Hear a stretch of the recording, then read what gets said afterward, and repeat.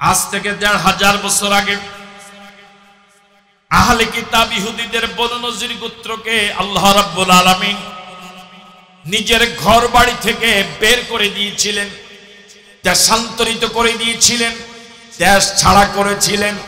রাসূল করিম সাল্লাল্লাহু আলাইহি ওয়াসাল্লামকে হত্যা করার সিদ্ধান্ত নেওয়ার অপরাধে, রাসূলকে হত্যা করার পরিকল্পনা, এটা এমন এক অপরাধ যেটা ক্ষমার অযোগ্য অপরাধ। এই অপরাধীরা রাসূলের শহর মদিনায় থাকার কোনো অধিকার নাই, কোনো যোগ্যতা নাই। ১৫০০ বছর আগে বনু নজির গোত্রকে আল্লাহ বের করে দিয়েছিলেন রাসূলকে হত্যা করার মতো অপরাধ করার কারণে, হত্যা করার পরিকল্পনা নেওয়ার মতো অপরাধ করার কারণে। ১৫০০ বছর পরে আমাদের প্রিয় জন্মভূমি বাংলাদেশে যারা নবীদের ওয়ারিসদেরকে হত্যা করেছে অন্যায়ভাবে, নবীর আদর্শকে গলা টিপে মেরেছিল, আল্লাহ ওদের সকলকেও একত্রিত করে দেশ থেকে বের করে দিয়েছে। মিলে কত পার্সেন্ট মিলে? আরো জোরে বলেন, কত পার্সেন্ট মিলে? আমার ভাইয়েরা, রাসূলকে যারা হত্যা করার পরিকল্পনা নিয়েছিল তারা যেভাবে নবীর দেশে থাকার কোনো নৈতিক অধিকার নাই, যারা নবীর ওয়ারিসদেরকে হত্যা করেছে অন্যায়ভাবে চরম জুলুম করে, নবীর আদর্শকে যারা গলা টিপে মেরেছে, তারাও নবীর ওয়ারিস বাংলাদেশ শাহজালালের দেশে থাকার অধিকার নাই। ওদেরকে যেমন সবাইকে একত্রিত করে বের করে দিয়েছিলেন, ওদের যোগ্য উত্তরসূরি, ওদের আদর্শের কর্মীদেরকেও আল্লাহ নবীর ওয়ারিসদেরকে হত্যা করার অপরাধে, জুলুম করার অপরাধে, নবীর আদর্শকে গলা টিপে মারার অপরাধে সবাইকে একত্রিত করে পলায়ন করতে বাধ্য করেছেন। আমার জানা নাই পৃথিবীতে এমন কোন দ্বিতীয় ঘটনা যে দেশের প্রধানমন্ত্রী পালালে ওই দেশের জাতীয় মসজিদের খতিবও পালায়। আমার জানা নাই এমন কোন ঘটনা পৃথিবীর ইতিহাসে। সাব্বাহা লিল্লাহি মা ফিস সামাওয়াতি ওয়া মা ফিল আরদ, আকাশ এবং জমিনে যা আছে, যত মাখলুকাত আছে, সব তাসবিহ পড়ে কার? আরো জোরে বলুন, কার? ওয়া হুয়াল আজিজুল হাকীম।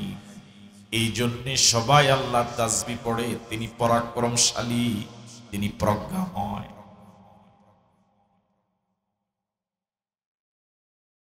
বিপদে পড়লে মানুষ যারা এতদিন আল্লাহকে স্বীকার করত না, তারাও আল্লাহর জিকির করে। বিপদ থেকে উদ্ধার হওয়ার পর আল্লাহকে বেমালুম ভুলে যায়। বিপদে পড়ার সময় সকলে হজ করে, নামাজ পড়ে। বিপদ কেটে গেলে পরে মন্তব্য করে ইসলাম আলাদা, রাজনীতি আলাদা। কথা কয় না? বিপদ কেটে যাওয়ার পর মন্তব্য করে ইসলামের সাথে রাজনীতির কোনো সম্পর্ক নাই। ঠিক নয়? এবার আল্লাহ রাব্বুল আলামিন বনু নজির গোত্রের দেশান্তরিত হওয়ার ঘটনা বলা শুরু করলেন। হুয়াল্লাযী আখরাজাল্লাযীনা কাফারু মিন আহলিল কিতাবি মিন দিয়ারিহিম লিআউয়ালিল হাশর। ও দুনিয়ার মানুষেরা শুনো, হুয়াল্লাযী, তিনি তেমন আল্লাহ, আল্লাযী আখরাজাল্লাযীনা কাফারু মিন আহলিল কিতাব, যিনি আহলে কিতাবের কাফেরদেরকে মানে বনু নজিরকে বের করে দিয়েছিলেন। আখরাজা, যারা মাদ্রাসা পড়েছেন বুঝবেন ভালো। আখরাজা মানে বের করে দেওয়া, যিনি বের করে দিলেন। আল্লাযীনা কাফারু মিন আহলিল কিতাব, আহলে কিতাবের কাফেরদেরকে বের করে দিয়েছিলেন। মিন দিয়ারিহিম, তাদের ঘর বাড়ি থেকে। লিআউয়ালিল হাশরে, প্রথমবার সব বনু নজির গোত্রকে একত্রিত করে। আল্লাহু আকবার বলবেন।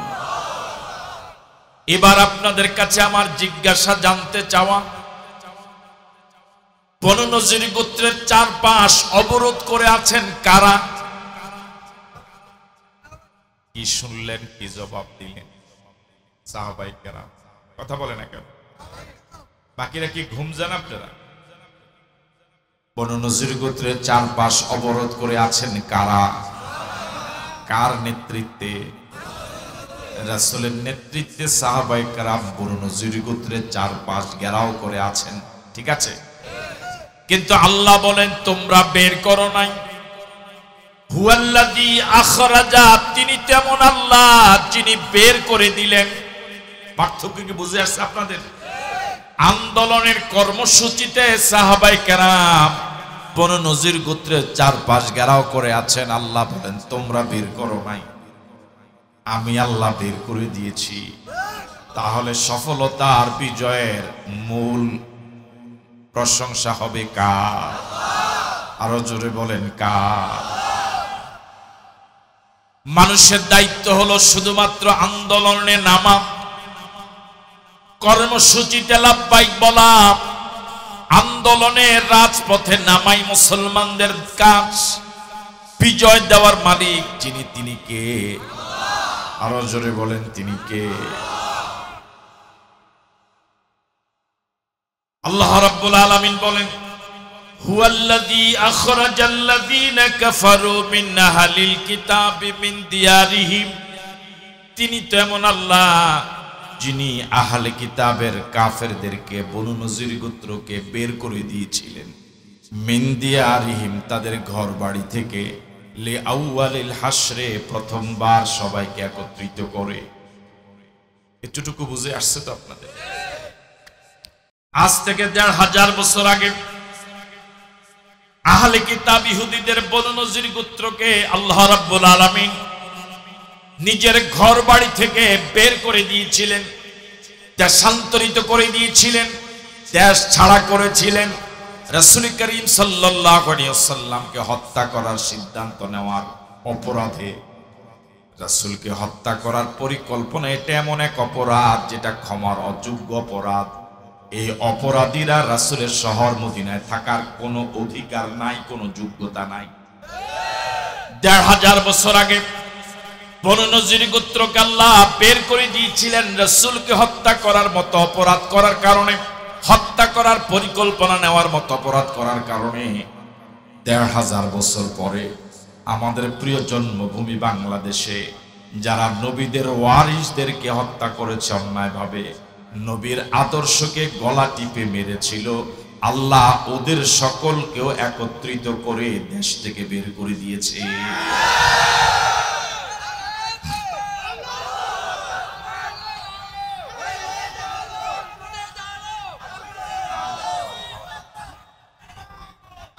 মিলে মিলে কত পার্সেন্ট মিলে? আরো জোরে বলেন কত পার্সেন্ট মিলে? আমার ভাইয়েরা, রাসূলকে যারা হত্যা করার পরিকল্পনা নিয়েছিল তারা যেভাবে নবীর দেশে থাকার কোনো নৈতিক অধিকার নাই, যারা নবীর ওয়ারিসদেরকে হত্যা করেছে অন্যায়ভাবে চরম জুলুম করে, নবীর আদর্শকে যারা গলা টিপে মেরেছে, তারাও নবীর ওয়ারিস বাংলাদেশ শাহজালালের দেশে থাকার অধিকার নাই। আল্লাহ রাব্বুল আলামিন বলেন হুয়াল্লাযী আখরাজাল্লাযীনা কাফারু মিন আহলিল কিতাব, তিনি তেমন আল্লাহ যিনি বের করে দিয়েছিলেন বনু নজির গোত্রকে, ইহুদিদের কাফের বনু নজির গোত্রকে, মিন দিয়ারিহিম, তাদের ঘর বাড়ি থেকে, লিআউয়ালিল হাসরে, প্রথমবার সবাইকে একত্রিত করে। ওদেরকে যেমন সবাইকে একত্রিত করে বের করে দিয়েছিলেন, ওদের যোগ্য উত্তরসূরি, ওদের আদর্শের কর্মীদেরকে আল্লাহ নবীর ওয়ারিসদেরকে হত্যা করার অপরাধে, জুলুম করার অপরাধে, নবীর আদর্শকে গলা টিপে মারার অপরাধে সবাইকে একত্রিত করে পলায়ন করতে বাধ্য করেছেন। আমার জানা নাই পৃথিবীতে এমন কোন দ্বিতীয় ঘটনা যে দেশের প্রধানমন্ত্রী পালালে ওই দেশের জাতীয় মসজিদের খতিবও পালায়। আমার জানা নাই এমন কোন ঘটনা পৃথিবীর ইতিহাসে। যে দেশের প্রধানমন্ত্রী পালালে ও দেশের এমপি, মন্ত্রী, চেয়ারম্যান, মেম্বার, বড় নেতা, ছোট নেতা, সেজো নেতা, মেজো নেতা সব একযোগে পালায়, দ্বিতীয় কোনো ঘটনা নাই। মিলে লিআউয়ালিল হাসর মানে সবাইকে একত্রিত করে। এবার আল্লাহ রাব্বুল আলামিন বলেন মা যানানতুম ইয়াখরুজু ওয়া যান্নু আন্নাহুম মানিআতুহুম হুসুনুহুম মিনাল্লাহ। যারা শানে নজুল মনোযোগ দিয়ে শুনেছেন, বনু নজির গোত্রের চারপাশে অবরোধ করে আছেন কারা? এত আস্তে বললেন কারা? কার নেতৃত্বে? রাসূলের নেতৃত্বে সাহাবায়ে কেরাম অবরোধ করে আছেন। যে সাহাবায়ে কেরাম অবরোধের আন্দোলনে এই কর্মসূচিতে ময়দানে আছেন, ও সাহাবায়ে কেরামের চিন্তাও এমন, যদিও আমরা আন্দোলনে নেমেছি, যদিও আমরা ময়দানে নেমেছি, যদিও আমরা কর্মসূচির জিহাদের কর্মসূচিতে ময়দানে আছি, কিন্তু যাদের বিরুদ্ধে আন্দোলনে আছি এরা এত দুঃসাহসী, এত দুর্দর্শ, এত হিংস্র, এত অস্ত্রধারী, এত শক্তিশালী, আমাদের অবরোধের মতো একটা কর্মসূচি দিয়ে এদেরকে দেশান্তরিত করা যাবে মনে হয় না। বুঝতে পারি না। সাহাবায়ে কেরামের চিন্তা হলো অবরোধের মতো একটা কর্মসূচি দিয়ে এদের মতো একটা শক্তিশালী দলকে দেশ থেকে বের করে দেওয়া যাবে না। বুঝতে পারি নাই। এই কথাটা আল্লাহ রাব্বুল আলামিন বলেন মা যানানতুম, ও নবীর সাথীরা, ও সাহাবায়ে কেরাম, তোমরা যারা আন্দোলনে আছো, অবরোধ কর্মসূচিতে আছো, আমার নবীর নেতৃত্বে জিহাদের ময়দানে যারা আছো, বনু নজির গোত্রের চারপাশ যারা ঘেরাও করে আছো, মা যানানতুম, তোমরা ধারণা করো নাই আইয়াখরুজু, অবরোধের মতো একটা কর্মসূচির মাধ্যমে এরা বেরিয়ে যাবে, ঘর বাড়ি জায়গা জমিন গাছপালা তরুলতা সব রেখে এভাবে পালাবে, এটা তোমরা ধারণাও করো নাই। তার কারণ তোমাদের অবস্থান থেকে দুনিয়ার দৃষ্টিতে ওদের অবস্থান অনেক অনেক বেশি মজবুত। কারা বেশি শক্তিশালী? কথা বলে না কারা? বাহ্যত দৃষ্টিতে বনু নজির গোত্র সাহাবায়ে কেরামের তুলনায় অস্ত্রে, সাহসে, প্রশিক্ষণে, দুর্গের প্রস্তুতিতে এত বেশি ব্যবধান দুই দলের ভিতরে। আন্দোলনে যারা নেমেছেন তাদের বিশ্বাসই হয় নাই যে এমন একটি আন্দোলন দিয়া এদের মতো দুর্দর্শ একটা দলকে ঘর বাড়ি থেকে বিতাড়িত করা যাবে, এটা মনে হয় না। আছেন আপনারা?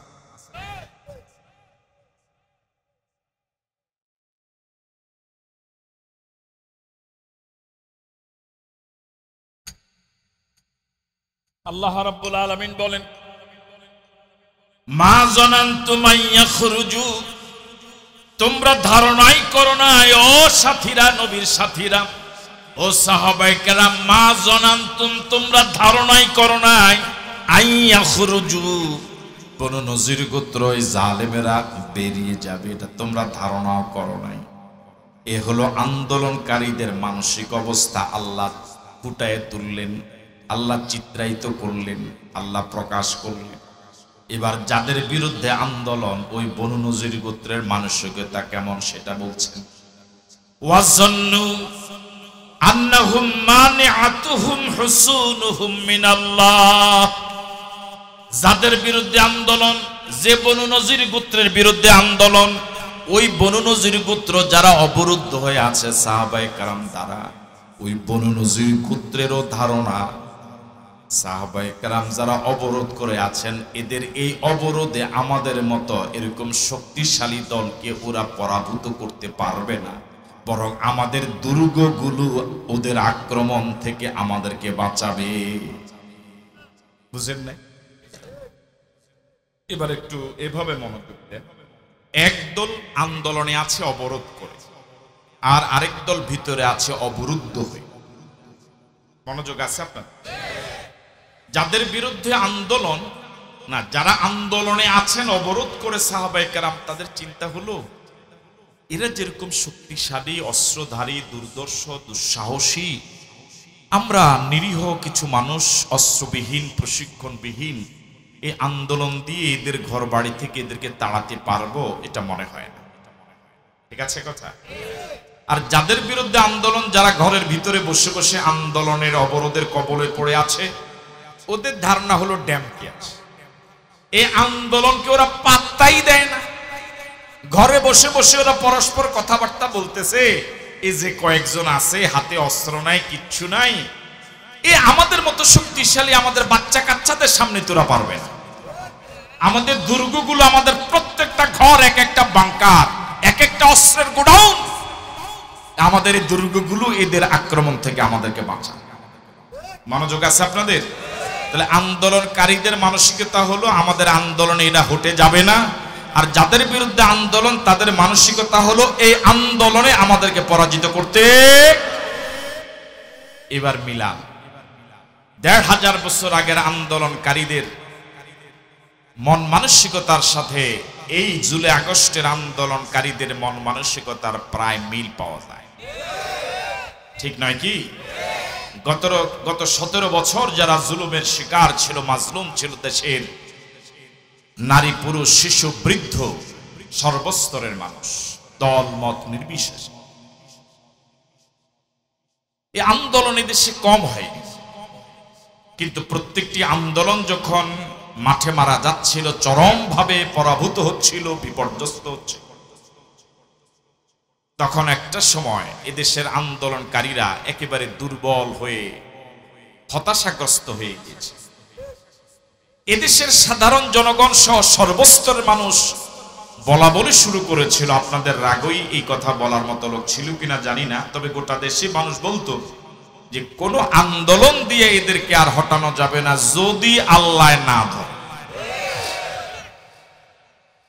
এটা এই এলাকায় বলে নাই, বলছিল। তাহলে ১৫০০ বছর আগের ওই অবস্থার সাথে এই দেশের আন্দোলনকারীদের মন মানসিকতার মিল আছে না কিছু? তার কারণ এরা যে পরিমাণ শক্তিশালী, যে পরিমাণ অস্ত্রধারী, যে পরিমাণ বেয়াদব, যে পরিমাণ সন্ত্রাসী, হেলমেট বাহিনী, অস্ত্রধারী, এদের মোকাবেলায় এত পাকাপোক্ত, ওদের মোকাবেলায় এদেশের নিরীহ মানুষের আন্দোলন এ পর্যন্ত সফলতার মুখ দেখলো না। সুতরাং কোনো আন্দোলনই আর সফল হবে না যদি আল্লাহ না ধরে। এমনকি এদেশের মানুষ একটা সময় হতাশা ব্যক্ত করে এভাবেও বলেছিল, মুরব্বী যখন নিজের জন্য সময় নির্ধারণ করেছিলেন ৪১ সাল, তখন এই দেশের সর্বস্তরের মানুষ বলেছিল, কিসের ৪১, আপনি যতদিন বাঁচেন। ঠিক নয় কি? তাহলে এই হলো আন্দোলনকারীদের কথা, বলে না কেন? আন্দোলনকারীদের চিন্তা বুঝে আসতেছে আপনাদের? ২-১৫০০ বছর আগে যাদের বিরুদ্ধে আন্দোলন, তাদের মানসিকতা ছিল যেমন, ১৫০০ বছর পরে ওদের উত্তরসূরি যাদের বিরুদ্ধে সাধারণ মুসলমান আন্দোলন করেছে, তাদের মানসিকতা ঠিক হুবহু একই রকম ছিল। ১৫০০ বছর আগে ওদের মানসিকতা ছিল, আমরা যেরকম দুঃসাহসী, শক্তিশালী, আমাদের মতো একটা দলকে এই থোড়া মানুষেরা এরা আন্দোলন করে হটাবে সম্ভব না। ঠিক ১৫০০ বছর পরেও ওদের যুগোত্তরসূরিদের বক্তব্য ছিল, এই আন্দোলন দমন করার জন্য আমাদের ছাত্ররাই যথেষ্ট। বলে নাই মনে হয়? এই তো মাত্র কয়েক মাস আগের কথা, এত তাড়াতাড়ি ভুলে গেলেন? যাদের বিরুদ্ধে আন্দোলন হলো ওদের বক্তব্য ছিল, আমরা পালিয়ে যাওয়ার মতো লোক না। ওদেরই বক্তব্য ছিল, আমাদেরকে হটাবার মতো এখনো কোনো এমন শক্তি বাংলাদেশে জন্মগ্রহণ করে। ঠিক নয় কি? তাহলে ১৫০০ বছর আগে যাদের বিরুদ্ধে আন্দোলন হলো, অবরোধ হলো, তাদের চিন্তা চেতনার সাথে ১৫০০ বছর পরে ওদের যুগোত্তরসূরি, ওদের চিন্তার মিল আছে না নাই? কত পার্সেন্ট মিল? ১০০% এখনো জবাব দেন নাই। কত পার্সেন্ট মিল? আল্লাহ রাব্বুল আলামিন বলেন, মা যানানতুম আন ইয়াখরুজু সাহাবায়ে কেরামকে বলছেন, তোমরা যারা আন্দোলনে আছো, অবরোধ কর্মসূচিতে আছো, তোমরা ধারণা করো নাই তোমাদের আন্দোলনে এরা দেশ থেকে পালাবে।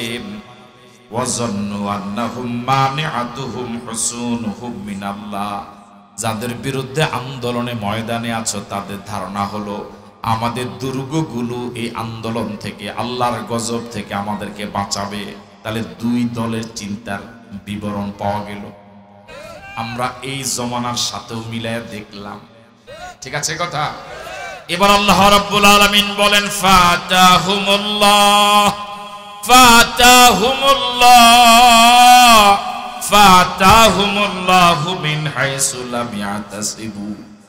যখন আন্দোলনকারীদের ধারণা আমাদের আন্দোলনেরা সরবে না, যাদের বিরুদ্ধে আন্দোলন তাদের ধারণা আমাদেরকে এরা পরাজিত করতে পারবে না, ঠিক এমন সময় আল্লাহ স্বয়ং এসে গেলে, জোরে বলেন আল্লাহু আকবার। আল্লাহ রাব্বুল আলামিন বলেন, ফাতাহুমুল্লাহ।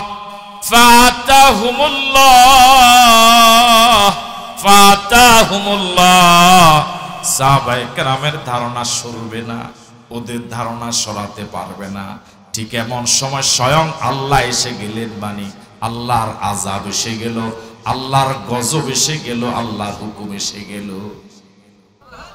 সুবহানাল্লাহ। বাড়িতে কই কোত্থেকে আসলো? মিন হাইসু লাম ইয়াহতাসিবু, এমন জায়গা থেকে আল্লাহর আযাব এবং গজব আসলো, ওরা ধারণা করে নাই, ওরা টেরও পায় না এই জায়গা থেকে আযাব এবং গজব আসতে পারে। আল্লাহু আকবার। মিন হাইসু, এমন জায়গা থেকে আল্লাহর গজব আসলো, লাম ইয়াহতাসিবু, এমন জায়গা থেকে আযাব আসতে পারে, গজব আসতে পারে, লাম ইয়াহতাসিবু, ওরা হিসাবও করে নাই। আমার ভাইয়েরা, আগস্টের 4 তারিখ ওই দেশের মানুষ ধারণা করে নাই, করছিল? কথা বলে না কেন? আগস্টের 5 তারিখ সকাল বেলা, আপনারা কি আসেন এখানে না গেছেন? আমার ভাইরা, ধারণা তো আগস্টের 5 তারিখ সকাল বেলাও করে নাই, বরং চলে যাওয়ার পরে যখন নিজের মোবাইলে দেখলো হেলিকপ্টারে উড়ে যাচ্ছে, গাড়িতে আসলো, কয়েকজনে দ্রুত উঠায় দিল, হেলিকপ্টার ফ্লাই করলো, এরকম দৃশ্য নিজের চোখে দেখার কয়েকদিন পরেও একজন আরেকজনের জিগায় আসলে গেছেন। কথা কয় না কেন? জিগায় না আপনাদের এলাকায়? তাহলে যারা চলে যাওয়ার দৃশ্য দেখার 2-3 দিন পরেও বিশ্বাস হয় নাই যে মুরব্বী গেছে, এরা আন্দোলনের 16-17 বছরে আন্দোলনে পালাবে ধারণা। আমার ভাইয়েরা, ফাতাহুমুল্লাহু মিন হাইসু লাম ইয়াহতাসিবু, ফাতাহুমুল্লাহ, যখন ওদের ধারণা এই আন্দোলন দিয়ে আমাদেরকে হটাতে পারবে না, এদের মোকাবেলা করার জন্য আমাদের ছাত্ররাই যথেষ্ট। ওদের সেকেন্ড ইন কমান্ড দ্বিতীয় মুরব্বী কিন্তু বলছিল, এরা কই থেকে আসছে আল্লাহ ভালো বলে নাই? ফাতাহুমুল্লাহ, ফাতাহুমুল্লাহ, আল্লাহর আযাব এসে গেল, আল্লাহর হুকুম এসে গেল, এমন জায়গা থেকে লাম ইয়াহতাসিবু, আন্দোলন যাদের বিরুদ্ধে তারা ধারণা করে নাই যে এই জায়গা থেকে হুকুম আসবে। ওই দিন ছিল ভাইয়ের জন্মদিন, গণভবনে আনন্দ ঘন পরিবেশে জন্মদিন পালন হবে, উৎসব হবে, মেহমান দাওয়াত দেওয়া হলো, আসা শুরু হবে, কি এক আনন্দ ঘন পরিবেশ বিরাজ করছে গণভবনে, অসংখ্য আইটেম রান্না করা হলো। ঠিক এমন সময় বাহিনীর প্রধান এসে বলল, সময় আর 45 মিনিট। কয় মিনিট? লাম ইয়াহতাসিবু, ও ধারণা করে নাই এই ব্যক্তি যে আমার খুব কাছের আত্মীয়, সবচেয়ে বিশ্বস্ত, যাকে আস্থাশীল মনে করে চেয়ার দেওয়া হলো, সে এসে বলবে সময় আর 45 মিনিট। লাম ইয়াহতাসিবু, সে ধারণা করে নাই। লাম ইয়াহতাসিবু ধারণা করে নাই।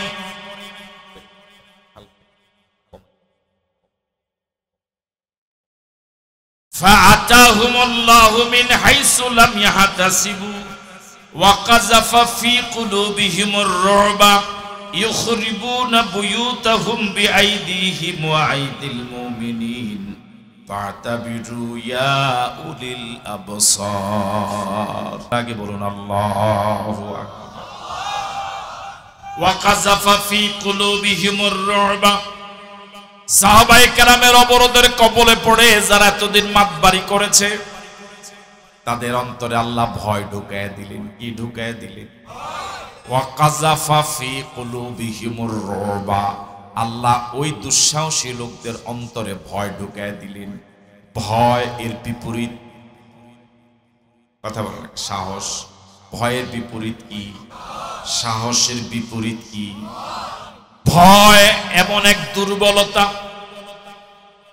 একটা লোকের অন্তরে যদি ভয় একবার ঢুকে যায়, হাতে যদি পৃথিবীর সবচেয়ে অত্যাধুনিক স্বয়ংক্রিয় অস্ত্র থাকে, অস্ত্র এখন আর কোনো কাজ করবে না।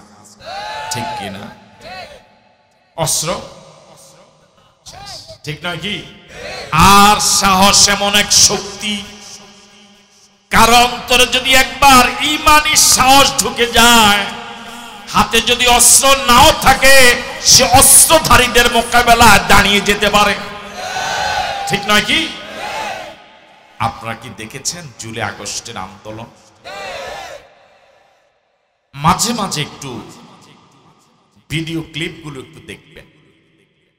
আমাদের বাংলাদেশের মানুষের একটি বড় দুর্বলতা হলো অতীত ইতিহাস খুব অল্প সময় আমরা ভুলে যাই।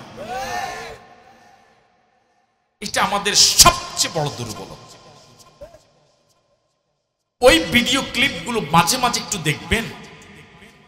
কি দুঃসাহসী ভূমিকা রেখেছিল আমাদের তরুণ প্রজন্ম, ছাত্র জনতা।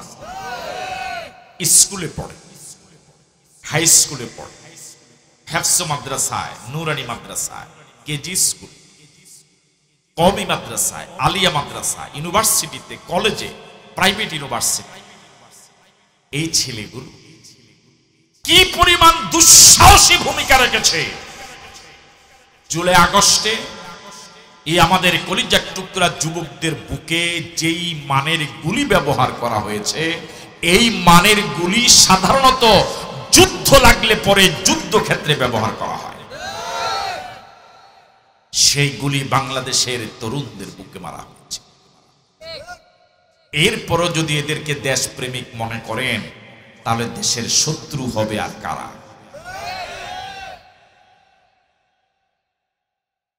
আকাশ থেকে উড়ন্ত হেলিকপ্টার থেকে গুলি করে একজন মানুষের সবচেয়ে নিরাপদ জায়গা হলো নিজের ঘর, সন্তানের জন্য সবচেয়ে নিরাপদ জায়গা হলো মায়ের কোল। আকাশ থেকে উড়ন্ত হেলিকপ্টার থেকে গুলি করে মায়ের কোলের সন্তান, ঘরে থাকা মানুষকে গুলি করে হত্যা করা হয়েছে। 46টি লাশ ট্রাকে উঠিয়ে আগুন দিয়ে জ্বালিয়ে ছালি করে দিচ্ছে। এর মাঝে 46-এর মাঝে সকলে তখনও মরে নাই, কয়েকজন তখনও জীবিত ছিল। জীবন্ত মানুষগুলোকে মেরে ফেলেছে। এরা যদি হয় দেশপ্রেমিক, এরা যদি হয় দেশের পক্ষের লোক, তাহলে দেশের চরম শত্রু হবে আর কারা?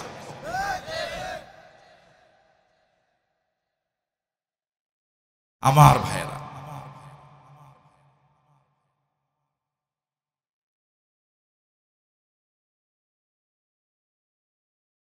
সবচেয়ে ভয়াবহ ঘটনা ঘটেছিল যাত্রাবাড়ি। মনে আছে আপনাদের? ছেলেরা মিছিল সহকারে রওনা, গুলি করা হচ্ছে বৃষ্টির মতো। শুধু বৃষ্টি নয়, মুষলধারে বৃষ্টির মতো গুলি মারা হচ্ছে। পাখির মতো যুবকরা রাস্তা লুটে পড়ছে। ডানে লাশ, বামে লাশ, সামনে লাশ, পিছে লাশ। এতগুলো লাশ সামনে রেখে কোন মানুষ সামনে কদম বাড়াতে পারে না যদি আল্লাহর গায়বী মদদ না হয়। যুবকরা সেদিন দুঃসাহসী সিদ্ধান্ত নিয়েছে যে যে যারা লাশ পড়েছে তাদেরকে কেউ না কেউ দাফন করবে, কেউ না কেউ গোসল দিবে, কেউ না কেউ দাফন করবে, কেউ না কেউ জানাজা পড়বে।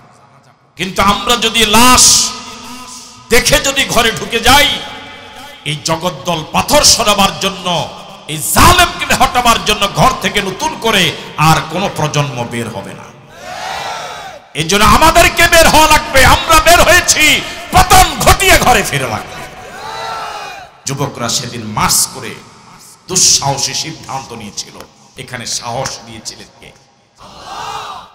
হাতে কোনো অস্ত্র ছিল না, বরং পৃথিবীর সবচেয়ে অত্যাধুনিক অস্ত্র যুদ্ধের ময়দানে ব্যবহৃত অস্ত্রের সামনে নিরীহ নিরস্ত্র, হাতে কোনো অস্ত্র নাই, এরকম যুবকেরা দুহাত টান করে দাঁড়িয়ে গিয়েছিল স্বয়ংক্রিয় অস্ত্রের সামনে। বুকে সাহস, ঠিক নয় কি? যে সময়ে বলা হলো আর সময় 45 মিনিট, যদিও তিনি নির্ধারণ করেছিলেন 41 সাল, 41 থেকে তো একটু 4 মিনিট বেশি, ঠিক না? ওই সময় কি একটা দেশের প্রধানমন্ত্রীকে জীবনে নিরাপত্তা দেওয়ার জন্য, গণভবন রক্ষা করার জন্য সরকারি যত বাহিনীর দরকার বাহিনী ছিল না? গণভবনে কি বাহিনীর অভাব ছিল? অস্ত্রের অভাব ছিল? ফোন করলে কি নতুন কোন পোস্ট পাওয়া যেত না? কথা বলে না কেন? যেত। একটা দেশের প্রধানমন্ত্রীকে সর্বোচ্চ নিরাপত্তা দেওয়ার জন্য যা দরকার ছিল, আবার আন্দোলনের সময়ে সর্বোচ্চ নিরাপত্তা ব্যবস্থা ঠিকই ছিল, এরপরেও তিনি পালিয়ে যাওয়ার সিদ্ধান্ত নিয়েছিলেন কেন? কথা বলে না কেন?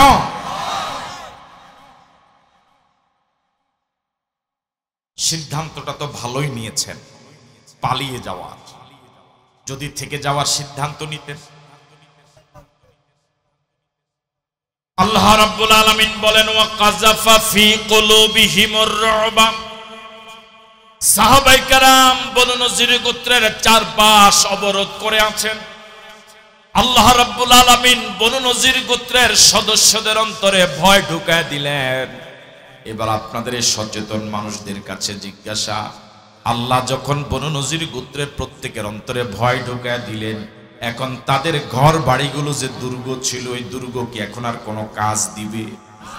অস্ত্রগুলো, সাহস, যুদ্ধের প্রশিক্ষণ, অস্ত্র সব, কথা বলে না কেন, সব শুধু একটা ভয় ঢুকায় দিছে, তাদের সব শক্তি শেষ।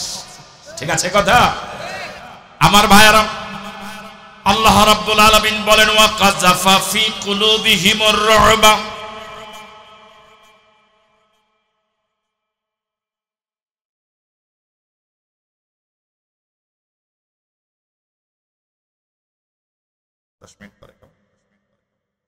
ওয়া কাযাফা ফি কুলুবিহিমুর রুবা, আল্লাহ ওদের অন্তরে ভয় ঢুকায় দিলেন। সব ক্ষমতার মালিক কে? আওয়াজ দিয়ে বলুন আল্লাহ। আরো জোরে বলুন আল্লাহ। আরেকবার বলুন আল্লাহ। ইখরিবুনা বুয়ুতাহুম বিআইদিহিম ওয়া আইদিল মুমিনিন। এবার তারা চলে যাওয়ার সিদ্ধান্ত নিল। যে মুনাফিকরা কিছুদিন আগে এসে হাওয়া দিয়েছিল আমরা আছি, এখন তারাও নাই। কথা কয় না কা? এখন কি ভারত আগের মতো আছে? এখন আর আগের মতো, ঠিক নয় কি? বাংলাদেশের জন্য গোটা পৃথিবীতে সবচেয়ে বড় শত্রু দেশের নাম হলো ভারত। ওদের দেহটা যত বড়, কলিজাটা অপেক্ষাকৃত অত ছোট। বাংলাদেশ এই অঞ্চলের জন্য ইসরায়েল, গোটা পৃথিবীতে মুসলমানদের জন্য দুইটা দেশ সবচেয়ে বেশি ভয়ঙ্কর, একটা হলো ইসরায়েল, আর আমাদের এই অঞ্চলের জন্য সবচেয়ে বিপজ্জনক মুসলমানদের জন্য ভারত। ভারত আমাদের বন্ধু নয়। যারা এতদিন পর্যন্ত ভারতের দালালি করেছিল তারা দেশের প্রকৃত বন্ধু নয়।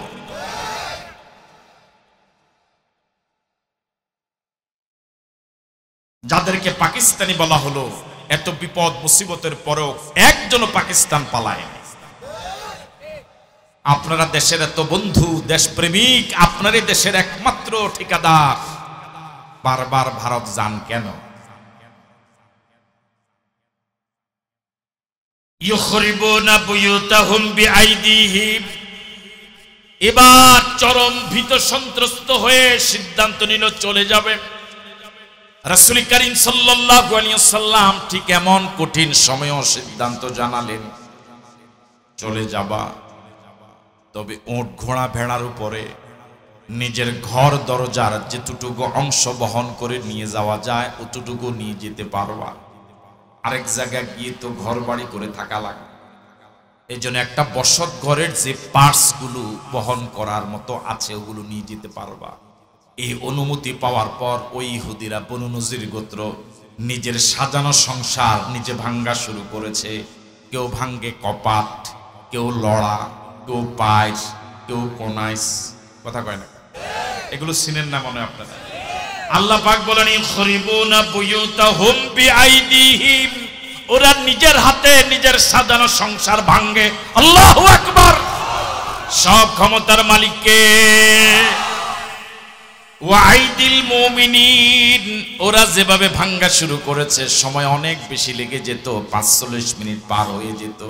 এই জন্য ইমানদারেরাও ভাঙ্গা কাজে সহযোগিতা করে, ওরা টানে একদিকে, মুমিনরাও টানে আরেক দিকে। ১৫০০ বছর পরেও সেই ১৭ বছরের সাজানো সংসার নিজে প্রথম ভাঙ্গা শুরু করেছে। শাড়ি নেয়, থ্রি পিস নেয়, লিপস্টিক নেয়, কথা কয় না? আর ছাত্ররাও সহযোগিতা করেছে, কেউ রাজহাঁস, কেউ পাঙ্গাস মাছ। বুঝেন কথা? আল্লাহ রাব্বুল আলামিন এই ঘটনা ১৫০০ বছর আগে ঘটে গেল। ওই ঘটনা ১৫০০ বছর পরে আমাদেরকে শোনানোর পিছনে কি প্রয়োজন? সামনের আয়াত তার জ্বলন্ত প্রমাণ। আল্লাহ রাব্বুল আলামিন বলেন ফাতাবিরু ইয়া উলিল আবসার, ফাতাবিরু ইয়া উলিল আবসার, ফাতাবিরু ইয়া উলিল আবসার।